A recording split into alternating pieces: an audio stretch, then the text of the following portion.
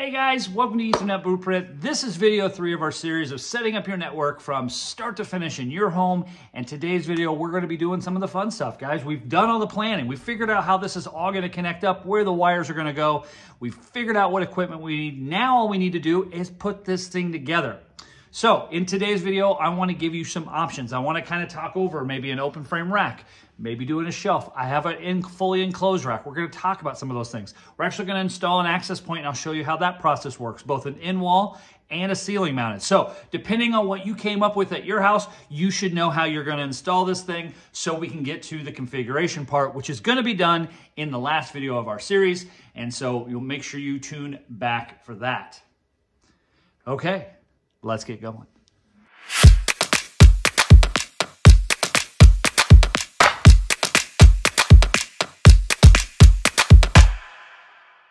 Okay, so first and foremost, I kind of want to just talk about options for your network head-in. Now, your space will really drive a lot of these decisions based on how much room you have or where you had to pull wires to for your network head-in, but I wanted to just kind of go over some of the options and some of the pros and cons. Now, I realize that your space right now, as you're planning it, looks a little more raw than this, okay? Your cables are just hanging out of the wall. It's just a sheet of drywall here. But I wanted to kind of cover some of the things that I like about these different options. They're all very affordable. And I think, especially if you're looking at doing like a UDM Pro or a rack mounted switch, guys, having a rack is a great option. Now there's two options I'm going to show you. The first option is an open frame rack, which is open on all sides. You can get to it from any angle. And the other one is a fully enclosed rack. And there's pros and cons to both. There's not a lot of big differences, although I will say in a lot of cases, the fully enclosed racks are a little bigger, so you need a little bit more space. But one of the things I really like about an open frame rack is the fact that it's open from all sides. It does make it really easy to get to your equipment, trace cables, touch everything, and you can still make it look really nice. Now, an example here, this is a 6U network rack. This rack is like 88 bucks. So we're talking less than $100 here for a small form factor, and it's got enough space for everything. I got a rack mounted UPS here, so you don't have to do a rack mounted UPS. You could mount something underneath of it or whatever, but I do recommend having some kind of a battery backup for your network, especially when you have access points, because if the power blips, if you live in an area where there's storms and the power can go in and out, maybe the lights just flicker, you don't want your network fully rebooting, right? And so it's really great for those little short power blips. Or if you have a generator, a lot of our homes in the Midwest, people have generators. And so there's a little bit of a delay between when the power cuts off and the generator turns on. And so this will allow your equipment to run on battery until that happens. So I highly recommend getting some kind of a UPS. Again, for the money that they cost, they are well worth it. So this is just a simple little, I think it's a 750 watt battery backup. It really isn't, a crazy expense at all. We have our patch panel here. This is optional. You don't have to use a patch panel. People in the comments will probably rip on me for that, saying that. But at the end of the day, you really don't have to have a patch panel. If you want to just plug your equipment in, you can. But I really like, one of the aspects I really like about this rack, other than the easy access, is that you can actually run your cables right here and just put it right over the back of it. So your cables come right out into the rack and can go right up into your equipment. You don't have cables hanging. You could also put your power back here. So you have your power plug and your cable, and then everything's fully inside the rack. And I really think that gives it a nice clean look. Again, they don't take up a ton of space. If I move it over here, you'll see that, it sticks out about 16 inches, 17 inches, depending on which one you get. But it really is a nice way of showcasing your equipment in a way that doesn't take up a lot of space, yet still makes it very easy to look at and work on, which is important, right? You guys are going to have to reboot some things every now and then. You're going to have to go trace a cable. That's just part of owning a network, and so having something like this does work really well for that. Now, option 2 is just a standard shelf, okay? These are really great when you just don't have a ton of space. And again, you can make them look pretty nice by mounting your UPS. This is just a small, almost like it's a desk style UPS. It's kind of meant to set on a shelf, but it does have some brackets on the back that allow you to mount it Very, very simple and keeps things nice and clean. You got your shelf area up here. Again, you got your cables coming out, going right onto the shelf, so it keeps things looking very, very nice. Now, typically when I install a shelf, I like to leave a little bit of a gap behind here so you can drop cables down if you need to. It just kind of keeps things looking really easy and makes the cables nice to run. And this is a short shelf. I mean, obviously they can go out much, much longer if you have more equipment. And here in a little bit, I'm going to set up the equipment on the shelf so you guys can kind of see what it looks like. And I'm also going to do that in the open frame rack. I am not going to do it in the enclosed rack. We're just going to talk about the enclosed rack as part of the process. But this is a really, really good option. This is more of a safe, a space saver, right? The shelf just doesn't take up a lot of space. Sometimes people have to put them up really high to get them up over a doorway or something. It just depends on what your setup is. But a network shelf is a really, really easy, simple way you can showcase your network. And as you'll see here shortly, your equipment will look really nice on it. I guarantee it. Okay, so that is the network shelf. That's the open frame rack. Let's talk about the enclosed rack for a minute. Now, this is a fully enclosed rack. Now, the nice thing about these is they do give you the ability to take the sides off so you can get to all angles, but it's just an extra step. You'll have to take them off. Now, one thing I like about this rack, and I'll put a link in the description to it, but one thing I like about this style rack is, as you can see, the back is open on it as well. So like my open frame rack over here, it's really nice. You can actually have the cables come right into this rack as well. It did come with a back plate though, so if it was setting somewhere and you wanted to make sure it was secure, you can put a back on it. Now, the top of the rack does have a fan, so usually a lot of enclosed racks come with fans, and then it's got this little area back here to drop your cables down into, and they're both on the bottom and on the top, depending on where you had to drop your cables. So they're very versatile in that respect. And so when would I use an enclosed rack versus an open frame rack? And that really boils down to security. The big benefit to using something like this is going to be security. This rack can be fully locked with a key and keep your equipment secure. So if you're worried about the kids getting in the middle of it, or maybe this is for an office and you just need it locked and secured for an office setting, you're going to want to use something like an enclosed rack. You get all the benefits of the open frame rack, but it, you know, with some security. Now, this rack is bigger. This is a 24, I think 26 inch rack, so it's gonna stick out farther. So if you do plan on mounting this thing on a wall, make sure you have the space for it, or understand that it's gonna be sticking out from the wall a lot farther than our typical open frame rack. But as you search for racks, you're gonna go through this process. They all come in a little bit different shapes and sizes. These are just a couple racks that I really like, I've used over and over again, and I typically like them. Now this one here also has feet on it. So you could put some casters on this thing or just leave it on the feet and set it on the ground. You don't have to mount this thing at all. Matter of fact, where this rack is going is for a customer, that's what's going to happen. We're just going to be setting it on the ground and the cables because it's under a stairway.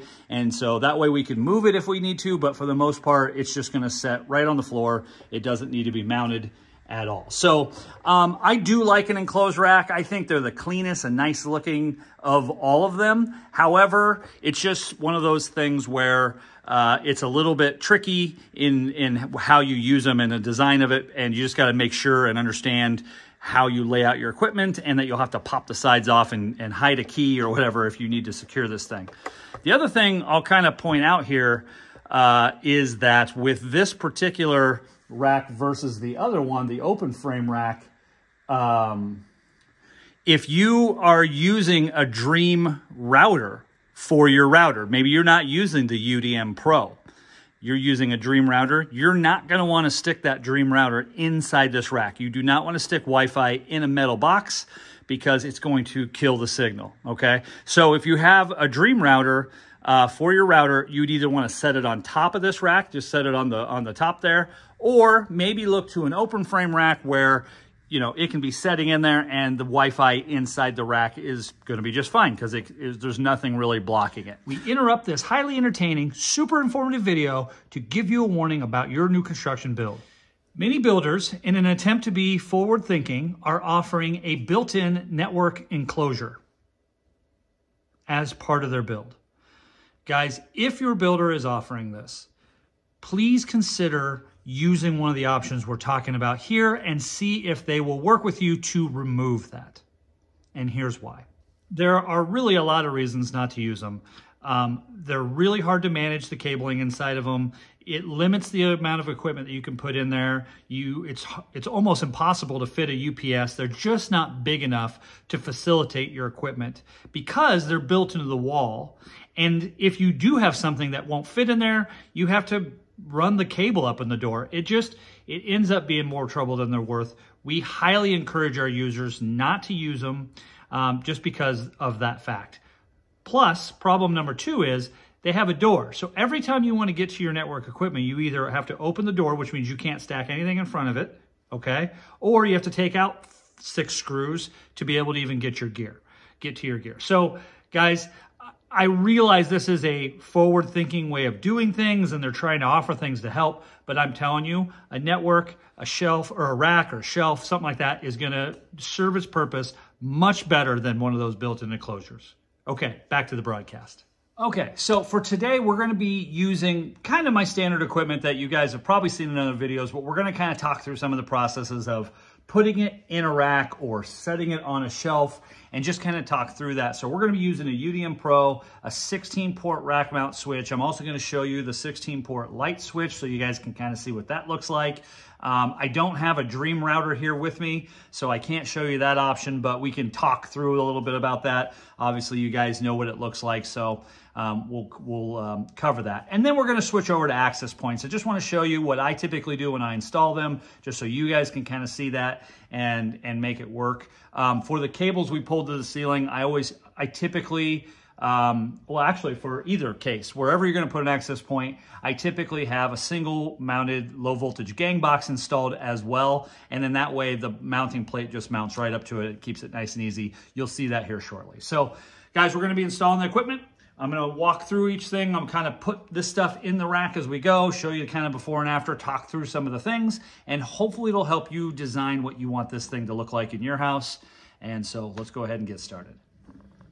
Now for my rack installs, I do a fairly simple setup. We don't get too crazy with them, but your rack may have some Sonos equipment and other equipment that's gonna be in your house in it. So that may dictate, this is gonna be network only. I don't have any Sonos amps to install in here, and that will also really dictate as to what is gonna be the best setup for you. So typically when I'm doing a rack, any rack, enclosed or open frame, I like to put my UPS at the bottom. I think it just kind of keeps things simple and easy and gives you power availability. Now, whether or not you plan on doing a patch panel or you're gonna skip the patch panel altogether, I don't think there's a wrong answer there.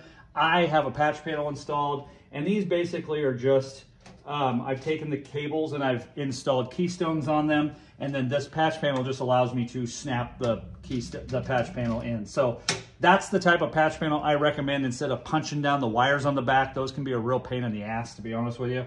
These work much, much better and are cleaner. And then in these white ones here where you don't see anything, those are just blanks. I bought some blanks just so it didn't just have holes everywhere. They come in all sorts of different colors. There's a nice area up here to label, so I highly recommend labeling things so you know this is your living room TV and this is your AP upstairs and that kind of thing. So the nice thing about a patch panel is it does give you the option to do that. If you were just gonna route your cables up and into your switch like this, you're gonna wanna label your cables, right? Just write on the cable with a Sharpie. You don't have to do anything crazy. Do some abbreviations so you know what it means. Your cables should already be labeled now anyway, but you're gonna be cutting them to length to work on your shelf or your rack, okay? So a lot of times you're cutting off the area that's labeled and then you're putting a new end on it or putting an end on it at the length you want it so you can make this thing look nice. You don't want 50 feet of extra cable lying around. And a lot of times when the guys pull the cables, they pull you a lot of extra length. That's on purpose. They don't know what you're gonna do with this if your rack is to be 20 feet in the air. So a lot of times you're gonna be cutting these off and just relabeling them. But if you have a patch panel, you can do that. Now I put my patch panel in the middle a lot of times because it allows me to jumper both directions really easily. And typically I put 1 U of space in between my equipment and where my cables are coming out. So I have some cable management right here that I'll show you that typically I'll put in here in between. So you'll come out of there through the cable management into the equipment. So it's a bigger loop, so you don't have those really sharp 90-degree turns. So I'd have one up here and one underneath, and then I'd have my equipment in the other places.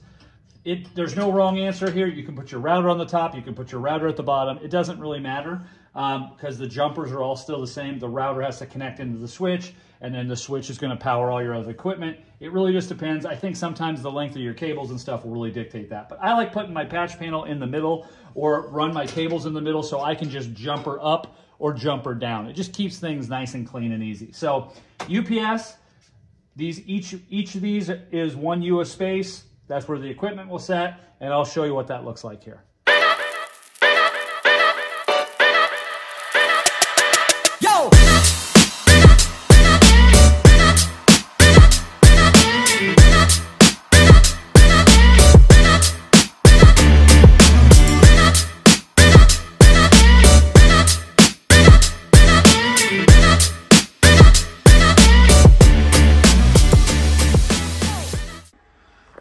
Now, one thing I try to do when I do a rack is I try to run my cable down one side, my Ethernet cables down one side, and then I try to route all my power down the other side. It keeps some separation so you don't have the two zip tied to each other. It makes sure there's no interference, even though the cable is shielded. It shouldn't generate any, but it just makes things cleaner and easier that way.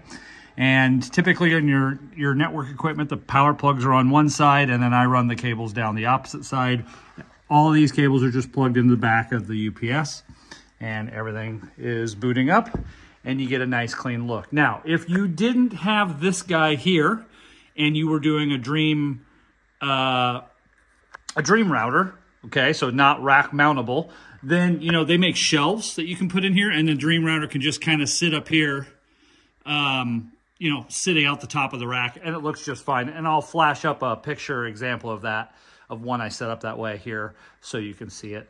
But all in all, very clean. Now, obviously, if you have some Sonos amps that you're putting in here, you might need a little bit bigger rack, or you might want to take the spaces that I put in out and put your racks and or your router and your switch right next to each other so you got more room for your Sonos gear.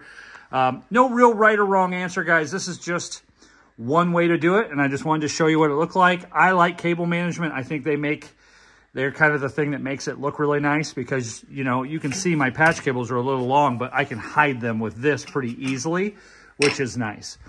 And there's a lot of different flavors of that as well. So all in all, this is a good way to do it. And you can see our equipment's booting up, getting ready to be configured, which we will do in a later video.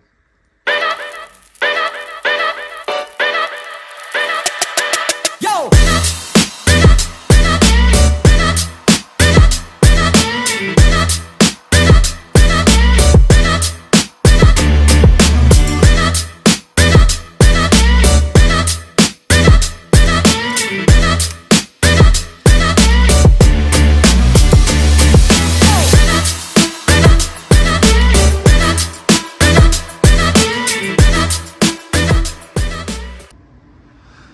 Now, a couple things you'll notice that are similar, or maybe not a couple things, but some things I did similarly. You can see my cables run out one side, and I ran my power down the other side. These make really nice tie-off points. I didn't do mine that way, but I easily could have. I like putting my power underneath, and that way you don't have a bunch of cables just crowded back here. Which, you know, I think gives it a nicer look if you can run your power down. Plus, you can label your UPS if you want to, so you know which power cord it is, so you don't have to trace them. Makes it very easy. Also, obviously, you can get to the back of these back here and just unplug them from the back. So one of the nice things about a switch is how accessible it is. Now, something I didn't do that I would recommend doing is putting a little space between your devices. Inside the container, if you're doing a shelf that comes with these switches, there's some little feet, some little rubber feet. I'd recommend putting those on at least whatever device you have sitting on top. You could easily have flipped this, but because the Dream machine is bigger, like deeper, I put it on the bottom. No right or wrong answer. Maybe the length of your cables will determine that, but I would put a little space in there, maybe a little metal, or not metal, a little wood sheath or you know, spacer would be good. Just something so a little bit of airflow can get in there. These can get hot. When they touch each other, they become each other's heat sink. But all in all, you can see you don't need a rack to make this look nice. I mean, it's still a nice looking setup. You still have all the backup power and everything, and your access points would still be running. So all in all, it's not a bad way to go. I like this setup too. And if you had some Sonos amps, you just need a bigger shelf, right? And you can stack those next to it and to make everything look all nice and neat that way. So guys, a network shelf is a good way to go. I think people look at it as like, it's a little cheaper, it doesn't look as nice. I think it can look every bit as nice. It just depends on your setup and your needs and what equipment you have. But all in all, this is a pretty simple setup. Obviously, your situation will dictate this, but not a bad look. So I wanted to show you guys this too. So if you have a fairly light setup, just nothing, maybe just a couple access points and a camera or two, just a very simple setup, this 16 port switch is a really nice option too, especially if you're planning on doing the shelf. As you can see, there's no rack mount to it. Now, only the first 8 ports are PoE, the other ones are not. It's a gigabit switch, so it's not gonna do anything fancy. There's no ports for SFPs or anything silly like that, but at 199 bucks, it's a really powerful switch. It's fully managed. You can do VLANs and all the crazy stuff, but it's just meant to be a little bit more of a light duty switch. And as you can see, it's a pretty good looking switch. They've done a good job with it. So whether you use the rack mount option or this guy, same. This particular one that I have has a little bit more power than this guy, so that's why I typically use it. Plus, I like having a rack mount. But even in the rack, you could put this on a shelf next to your amps or below your amps or whatever as well. So again, no wrong answer here. I wanted to let you know it's an option. It's a decent switch and I use them all the time. Really good option. Now, typically, whether you are doing a ceiling location or an in-wall location, I recommend a single gang low voltage box. Now, they come in a lot of different flavors. If you just tell your low voltage installer that's what you want your cable pulled into, it just makes things much easier when it comes to the install. And so that's what I'd highly recommend. So they'll run the cable to the location you pick and then just have them leave the cable in a box. And then when you terminate it or whatever. This is a very simple device to mount your AP. So if you've elected to go with Ubiquiti, both the U6 Pro and the U6 LR come with this kind of mounting. And you can see there's just a ton of different holes and everything, ways to line these up. And then basically your AP will just twist onto that. So typically what I do, once I have my single gang box, I will install my plate. Now you gotta remember there's drywall here. This is kind of the skeleton version of it, but you'll have drywall. This will be finished. Everything will be all painted. You'll probably have to chip some paint away and stuff. But the box will just be behind the drywall. So you'll put your AP up there, you'll line up your holes, and then typically what I use is just 2 drywall screws. They go right up in these little plastic holes, really nice, hold it really securely, and just do a good job. So I will get this kind of lined up the best I can here.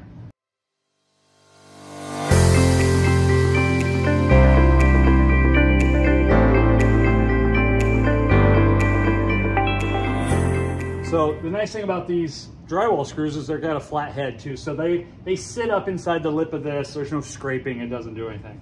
Now I don't have this cable hot, so you won't see the AP boot up, but once you plug it in, the lights will start blinking and it'll boot up. So typically what I do is I plug it in, like so. There is a little, I'm not gonna put it in here, but in the box, there's a little thing, you can kind of see there's a notch here. Hopefully you can kind of see that there. Because you want this to sit flush up in the drywall and you don't want to see inside of there, there's a little piece that clips down in there, and I recommend go ahead and putting that on. Where this notch is for is if you were to mount this on a wall, it allows you to run your cable down the wall and into the AP, and that, so it'll actually sit flush. But for this type of situation, we want it all hidden, and so it looks gives it a nice finished, complete look. So let's go ahead and get this thing lined up. It only kind of goes up there one way, so sometimes it takes a little finessing. And then just twist on when you're done. So it'll twist on just like that, and you'll see the light blinking and she boots right up. So that's how you install it. That's how I typically install these guys. So if you just have your guy add you a single gang box, you'll be in business. They do work really, really well. Okay guys, so last I want to kind of go over the in-wall here. So when you unbox it, you're going to get your in-wall access point and you're going to get your mounting plate. And as you can see, it's got a lot of different holes that line up for different situations as well. Now, again, I like to do a single gang box. This is more of a cut-in ring because I added it after the fact, but when they're pulling it, they'll put some kind of single gang ring that allows you to put a faceplate on, okay? So we have our access point cable. I'm reusing my swoop plate. So I'm not gonna use the drywall screws because I don't wanna beat these up and I wanna put it back the way it was. However, same situation. Because it's plastic, I use drywall screws all the time. You just run the risk of once they've been drywall screws, it's probably not gonna take a fine threaded screw anymore. So for this, we're gonna drill it in a different place. So you have your two different deals. You're gonna line up the cable like this, because this cable right here, our hot cable, is gonna plug into the back of this. So first we need to get our plate on there. So we'll do that first here. So we'll go ahead. It does go one way. It's rounded on the bottom. It's more sharp on the top. This is the U6 mesh. There's a U6 Enterprise, this is the U6 in-wall. There's an in-wall Enterprise. There's all sorts of things they have. So let me get I should have had my screws ready. Kind of set it in there. This is loose, but it'll be nice and tight, especially if you go through the actual holes there. So I apologize, I can't show you exactly what it would be. But you're just gonna then plug this in like that, so it's connected. Remember, you got your 4-port switch on the bottom, and then you'll kind of tuck that wire back, and then this just snaps into place. It just clicks in.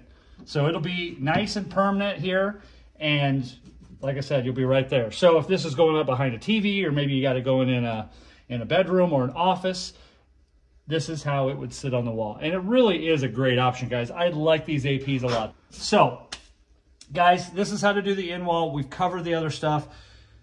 Take a look at your situation, kind of plan ahead, make sure you do measurements. You know, one of the things that I ran into with the UDM is it's a little deeper of a box, so maybe you want a wider shelf, or maybe you just want it a little bit further from the wall so it doesn't hang over the edge.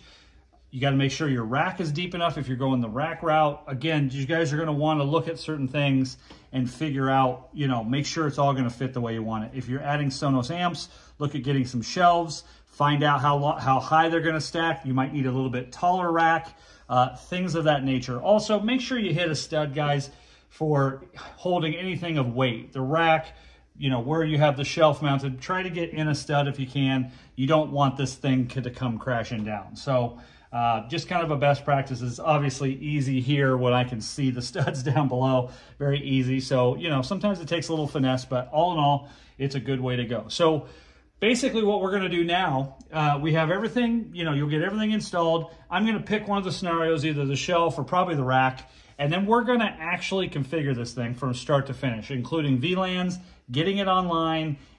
We'll set up part of it with the phone, and then we're going to move over to the computer and set up the rest of it, and you guys will just see what's all involved with it. Ubiquiti came out with version 8 now on their controller. So, and their network application. So doing VLANs is actually a little bit different than what was done in my previous video. So I want to kind of redo that video anyway and show you guys how to do it. It's more visual now, which I really, really like. I haven't played with it yet too much, so I'll have to kind of get some practice before I do the video. But all in all, I think it's going to be it's a nice move for Ubiquiti because it does help the person who's learning this for the first time have that visual look to it. So we'll get all this going. Next week's going to be about configuration. It's going to be a longer video, guys, because I want to make sure I cover everything. And yeah, we'll get this baby set up. But as always, add comments. What are your questions? Whatever, I'll try to respond the best I can. I hope you found this helpful as you guys plan your stuff. I'm excited to help you and go along for this ride. If you run into a question, let me know. I know this is designed for someone building a house. It's not really designed for the retrofit. I don't have a ton of experience in retrofitting houses, so it's just something I don't have a ton of knowledge on. So I don't want to teach you guys some bad habits. However, I've been looking for someone who does it, who can come on the show with me, and maybe we do a little interview back and forth to try and help you guys, because it is a reoccurring thing that comes up. A lot of people said, oh, I wish I would have done this. How can I do it after the fact? There's no easy way to do it. And obviously your house, how it's set up and whatnot will really signify how hard of a time you're gonna have. Does it have a crawl space? Does it have an attic? Things like that. But it's very doable. And so hopefully I can find someone that does this who will come on the show and talk to you guys. All right, guys, I'm gonna wrap it up. Thank you for coming along on this ride. We're almost to the finish line. Do your measurements, put your stuff together, and we'll see you guys in a future video.